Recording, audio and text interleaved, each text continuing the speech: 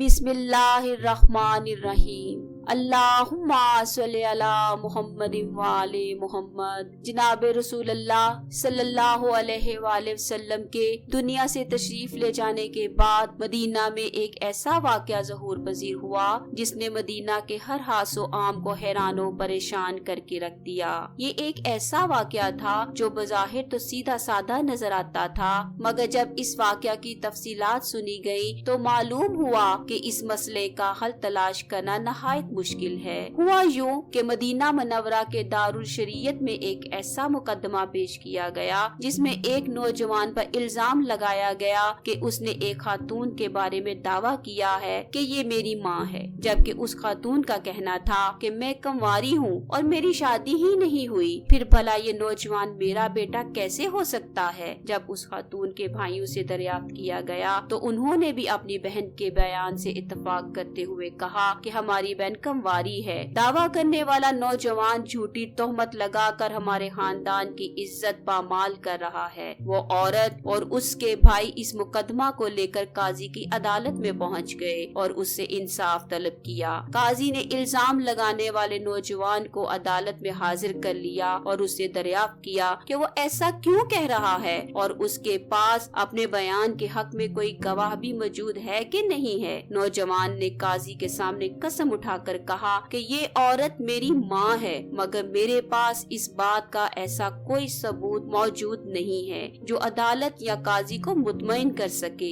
नौजवान के लहजे में सच्चाई की झलक साफ महसूस हो रही थी, मगर खुद औरत के इनकार और उसके भाइयों की गवाही ने मामले को बेहद उलझा दिया था। काजी ने सोचा, भला ये कैसे हो सकता है कि कोई औरत अपने सगे बेटे के वजूद से इनकार कर दे। काजी बहुत सोचो विचार के बाद इस नतीजे पर पहुंचा कि अगरचे बज़ाहिर नौजवान के लहजे में सदाकत नजर आ रही है, मगर वाकयाती शहादतें नौजवान के खिलाफ जा रही हैं। लिहाजा काजी ने हुक्म दिया कि चूँकि नौजवान अपने दावे के हक में कोई गवाही पेश नहीं कर सका, इसलिए वो शरीयत की रूह से एक पाकबाज औरत पर तोहमत लगाने का मुर्तकिब ठहरा है। तोहमत के इस जुर्म की शरीयत में सजा 80 कोड़े हैं। इंसाफ का तकाजा है कि इस नौजवान को 80 कोड़े लगाए जाएं। सजा का सुनकर नौजवान ने काजी से कहा, मैं चाहता हूँ कि मेरे मुकदमे और सजा के बारे में हजरत अली को आगाह किया जाए, मगर काजी ने इनकार कर दिया। अदालत में मौजूद किसी ने हजरत अली को इस मामले की खबर कर दी। जब नौजवान को कोड़े मारने के लिए ले जाया जा रहा था, हजरत अली भी रास्ते में उसी तरफ आते दिखाई दिए। नौजवान ने हजरत अली को देखकर शोर मचाना शुरू कर दिया कि वो एक बार हजरत अली से बात करना चाहता है। हजरत अली ने उससे पूछा कि वो उनसे क्या बात करना चाहता है। नौजवान ने रोते हुए सारा किस्सा आपके गोश गुजार कर दिया और कहा कि ये औरत वाकई मेरी माँ है, मगर ये कहती है कि मैं इसका बेटा नहीं हूँ, इसीलिए मुझ पर हद लगाई जा रही है और 80 कोड़ों की सजा दी गई है। अब ये लोग मुझे कोड़े मारने के लिए ले जा रहे हैं। हजरत अली ने काजी से कहा कि सजा में कुछ देर तवक्कुफ करो और इस मुकदमे की तफ्तीश मेरे सुपुर्द कर दो। उम्मीद है अल्लाह के फजल से असल हकीकत खुलकर सामने आ जाएगी। काजी ने आपकी बात से इत्तफाक किया और मुकदमे की तफ्तीश आपके सुपुर्द कर दी। आपने उस नौजवान को और औरत को अपने सामने बिठा लिया। काजी और अदालत के दीगर अफराद को अपने बाएं समत बैठने को कहा, जबकि औरत के भाइयों को अपने दाईं तरफ बिठा लिया। फिर आपने नौजवान से दोबारा दरियाफ्त किया कि अब बता तू क्या कहता है।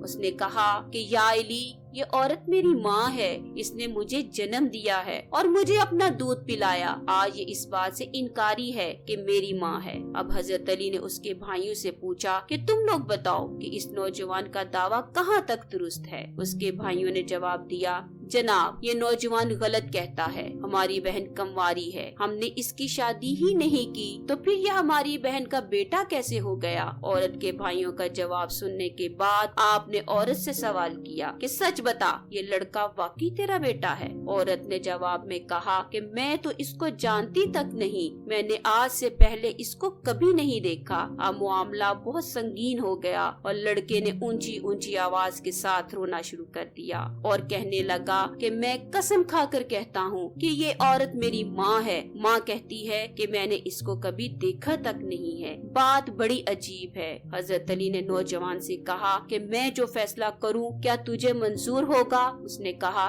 جی ہاں مجھے بالکل منظور ہوگا. آپ نے فرمایا کہ مجھے لکھ کر دے کہ تو میرا کیا ہوا فیصلہ منظور کرے گا. لڑکے نے لکھ کر دے دیا کہ آپ جو فیصلہ کریں گے میں اسے منظور کروں گا. پھر آپ نے اس عورت سے کہا کہ تو بھی بتا میں جو فیصلہ کروں گا وہ تجھے بھی منظور ہوگا؟ عورت نے بھی کہا آپ جو بھی فیصلہ کریں گے مجھے قبول ہوگا. حضرت علی نے فرمایا تو بھی لکھ دے. عورت نے بھی لکھ دیا. حضرت علی نے لڑکے سے فرمایا آخری بار پوچھتا ہوں کہ کیا یہ واقعی تیری ماں ہے؟ اس لڑکے نے اقرار کیا. آپ نے عورت سے کہا آخری بار پوچھتا ہوں کیا واقعی یہ تیرا بیٹا نہیں؟ اس عورت نے کہا نہیں. حضرت علی نے پوچھا کہ واقعی تم آپس میں بالکل غیر ہو؟ عورت نے کہا بالکل غیر ہیں. اب حضرت علی نے اس لڑکے کا بازو پکڑ کر کہا میں نے اس عورت کا نکاح 500 درہم کے بدلے میں تیرے ساتھ کر دیا. جاؤ اس عورت کو لے جاؤ اور دونوں میاں بیوی آپس میں تعلقات قائم کرو. جب اس لڑکے نے عورت کا ہاتھ پکڑا اور پکڑ کر وہ اس عورت کو لے جانے لگا تو وہ عورت چیخ کر کہنے لگی اے علی ماں کا نکاح بیٹے کے ساتھ کیسے ہو سکتا ہے؟ آپ نے عورت سے پوچھا اب جب کہ تو مان گئی